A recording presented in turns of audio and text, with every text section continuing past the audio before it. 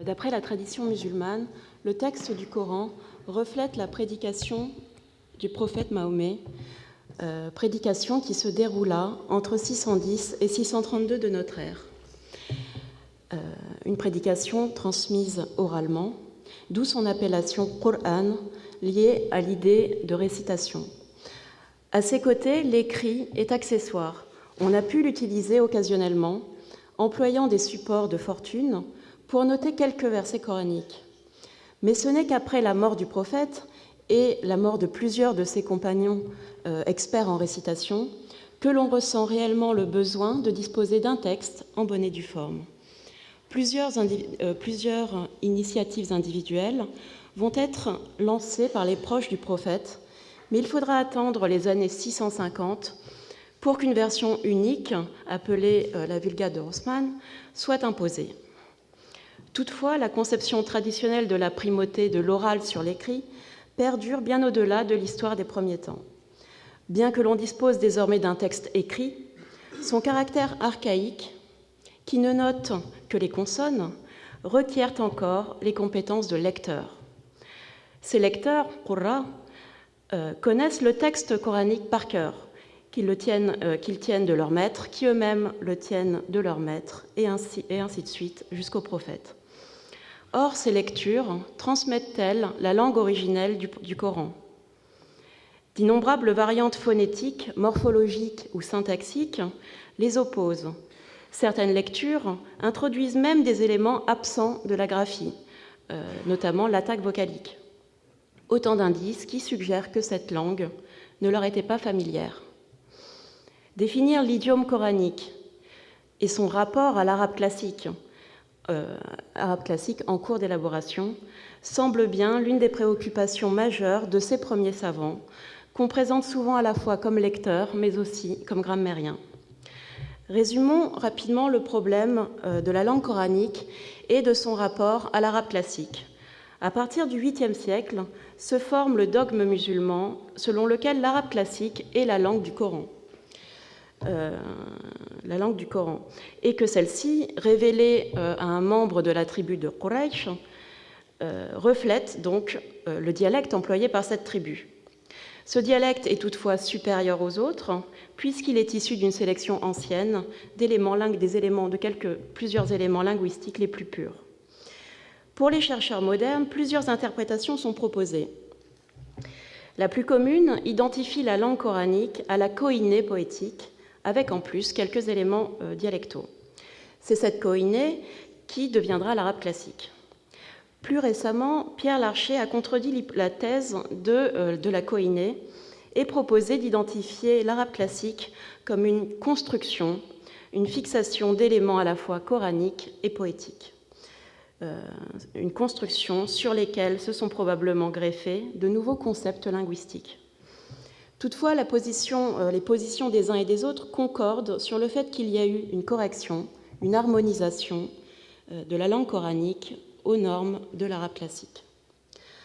En somme, les relations entre la graphie coranique et sa ou ses lectures sont ambiguës, en particulier dans les premiers siècles de l'islam. Durant cette période qui ne couvre que 4 siècles, le texte et ses lectures connaissent plusieurs étapes de standardisation qui n'ont été que partiellement conservées par la tradition. Réformes orthographiques, invention des systèmes de vocalisation, élection de 7 lectures dites canoniques, ces événements ne correspondent qu'à l'aboutissement de longues tractations qui ont été oubliées. C'est pourtant là que se définissent progressivement les rapports entre texte écrit et texte récité, et ce, en parallèle à la définition de la langue classique. Je propose ici de reprendre la question en interrogeant les témoins directs du processus de standardisation, les manuscrits du Coran. Que peuvent-ils nous apprendre sur la cohabitation entre écrit et oral ? Peut-on détecter les traces de la récitation à travers les manuscrits ?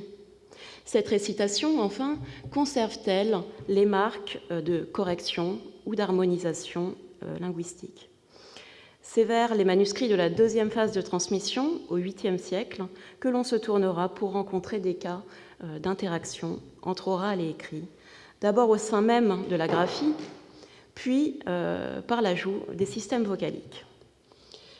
Si l'on se fie à notre chronologie de la transmission manuscrite du Coran, le début du 8e siècle est à la fois marqué par une nette augmentation de la production manuscrite et par l'apparition de plusieurs modèles coraniques dont la forme varie d'un groupe à l'autre. Il ne s'agit pas seulement de style d'écriture ou de format, comme vous pouvez le voir à l'écran. Ces variations touchent également au texte. L'examen des manuscrits datables de cette période révèle l'existence de nouvelles variantes orthographiques qui pourraient être attribuées à l'influence de la récitation. Je présenterai ici un phénomène particulièrement pertinent pour notre problématique. L'orthographe coranique présente, y compris dans les versions imprimées aujourd'hui, un caractère particulier, un caractère spécifique sur lequel les savants musulmans se sont penchés, bien souvent en essayant de le rationaliser à travers le prisme de l'arabe classique. Leur explication est logique. Si la graphie ne correspond pas aux règles de l'arabe classique, c'est qu'il s'agit d'une forme dialectale. Deux orthographes sont particulièrement concernées ici. Celle qui indique la voyelle longue A et qui l'indique par une autre lettre que l'alif, tantôt le waou, tantôt le ya. Selon toute vraisemblance, ces orthographes sont des usages anciens, hérités du sabéen ou de l'araméen, des écritures qui ne disposaient alors que de ces deux semi-consonnes, waou et ya, pour noter le son A. Pourtant, au 8e siècle, on ne les voit pas ainsi. Le grammairien Sibawayhi les identifie comme des particularités phonétiques, d'origine dialectale. En somme, on écrit ainsi parce que l'on prononce ainsi. Dans le premier cas où le waou remplace l'alif, on dispose d'une liste de termes notés systématiquement ainsi, depuis les plus anciens témoins manuscrits jusqu'à l'édition actuelle. Or, dans au moins 3 manuscrits datables du début du 8e siècle, j'ai rencontré le terme zakat au verset 11 de la sourate 9, noté avec un alif, alors que partout ailleurs, il est noté avec waou. Il ne s'agit donc pas, un autre manuscrit présente la même variation au même endroit, il ne s'agit donc pas d'une faute ou d'une innovation isolée de la part du copiste. Poussons le raisonnement plus loin en nous penchant sur la notation du A long au moyen de l'alif maksura, en finale des mots. Graphiquement, l'alif maksura est un ya sans point.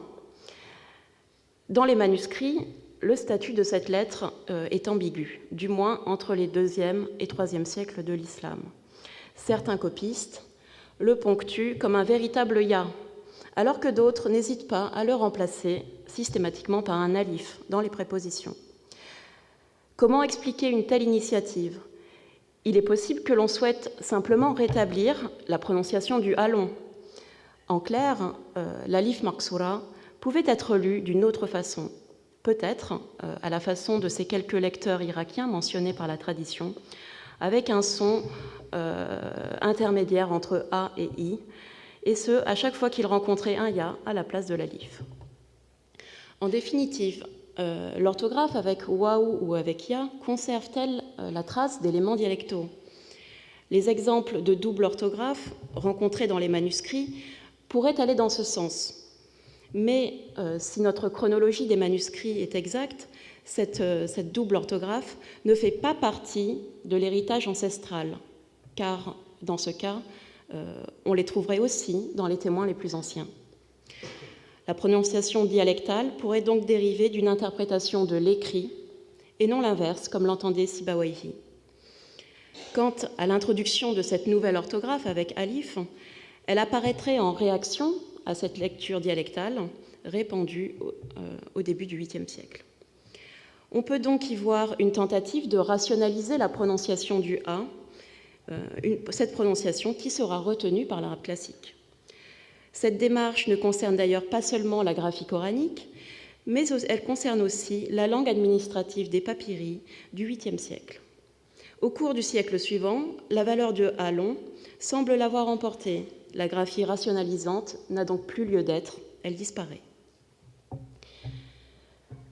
L'outil le plus apte à fixer et par la même occasion à contrôler la langue coranique est certainement le système vocalique. C'est encore au 8e siècle, toujours au 8e siècle, que la tradition situe l'ajout des points voyelles dans le texte du Coran. L'ajout des points voyelles. Et sans surprise, c'est pour corriger des lectures fautives que des grammairiens lecteurs irakiens le mettent au point. Que sait-on de ces lectures fautives?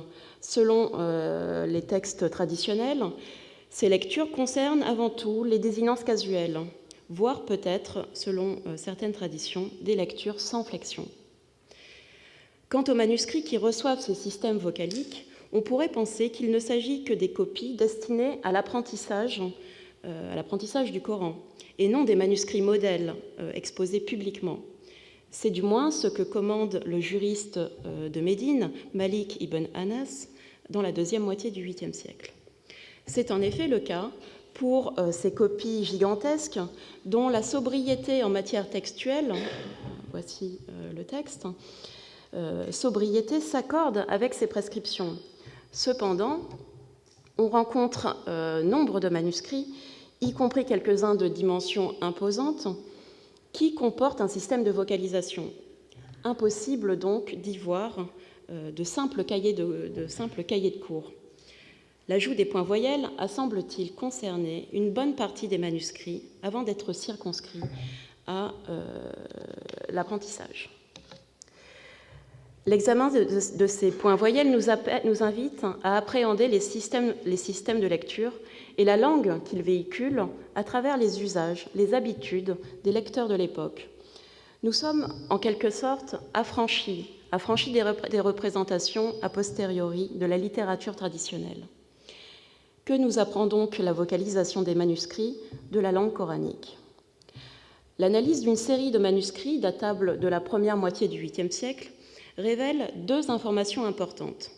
La première concerne les lois générales de l'écriture, c'est-à-dire tout ce qui va concerner les particularités linguistiques et phonétiques des lecteurs.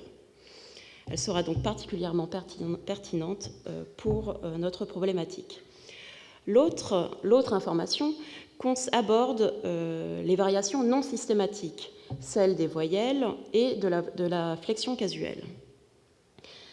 À travers ces deux analyses, la vocalisation des manuscrits reflète qu'il y a eu, d'une part, un processus d'harmonisation de formes dialectales en faveur d'une langue beaucoup plus proche de l'arabe classique. Dans le corpus étudié, on observe en effet la disparition progressive de lectures anciennes qui comportaient au moins 3 caractéristiques phonétiques d'origine dialectale. Dans les lectures plus tardives, peut-être dans des manuscrits du début du IXe siècle, on retrouve encore quelques-uns de ces éléments dialectaux, mais ils apparaissent généralement dans une autre couleur, en vert. Cette couleur qui, d'après un lecteur d'Antioche de cette époque, représente, je cite, « l'erreur, l'interprétation schismatique et enfin des éléments que personne ne lit ». D'autre part, il me semble que l'ajout des voyelles vise non pas à prendre parti pour l'un ou pour l'autre des lecteurs, mais plutôt à imposer une lecture recueillant l'assentiment général. En comparant les systèmes des manuscrits et les listes des variantes traditionnelles, on voit clairement que les vocalisations ne s'accordent jamais avec l'un ou avec l'autre lecteur. Évidemment, les 14 systèmes de lecture que connaît la tradition ne représentent probablement qu'une infime partie de ce qui a pu exister. Au IXe siècle, un savant en mentionne 50, dont nous n'avons plus la trace. Quoi qu'il en soit, la vocalisation des manuscrits opte systématiquement pour des lectures adoptées par la majorité et rarement pour des variantes isolées, y compris celles qui figurent aujourd'hui dans nos exemplaires imprimés. En conclusion, les manuscrits conservent en filigrane les traces de la langue coranique, telle qu'elle était récitée alors. Je garde pour la prochaine fois d'autres exemples d'éléments graphiques qui renverraient à des phénomènes oraux, notamment la scansion des versets. À travers les exemples présentés ici, on voit bien les profonds bouleversements que la langue coranique connut au 8e siècle, touchée par l'émergence d'une langue normée, l'arabe classique. Ceux qui écrivaient et vocalisaient le Coran au 8e siècle ne se contentaient pas seulement de perpétuer un héritage, ils aspiraient également à fixer et imposer une norme coranique, norme dans laquelle le respect de la graphie ancestrale pouvait être exceptionnellement dépassé par le souci de rétablir la correction linguistique. Cette norme reflétait également le souci de réunifier la communauté des lecteurs en adoptant une lecture reconnue par le consensus doctorum. La fixation des 7 lectures canoniques n'interviendra pourtant qu'au Xe siècle, avec le savant Ibn Mujahid. S'il n'explicite pas ces critères de canonicité, des savants postérieurs y ont reconnu 3 conditions: le respect de la graphie et de la langue, et enfin la validité de la chaîne de transmission. Très récemment, l'étude de la transmission des lectures par Shadi Hekmat Nasser a révélé que la 3e condition d'Ibn Mujahid n'était pas la chaîne de transmission, mais bien le principe de la majorité. Dès lors, on relèvera que ces critères de canonicité, privilégiant l'accord de la communauté au détriment de la fiabilité de la transmission, ces critères s'esquissaient déjà plus d'1 siècle auparavant dans le processus de normalisation supporté par ceux qui vocalisèrent les manuscrits. Je vous remercie.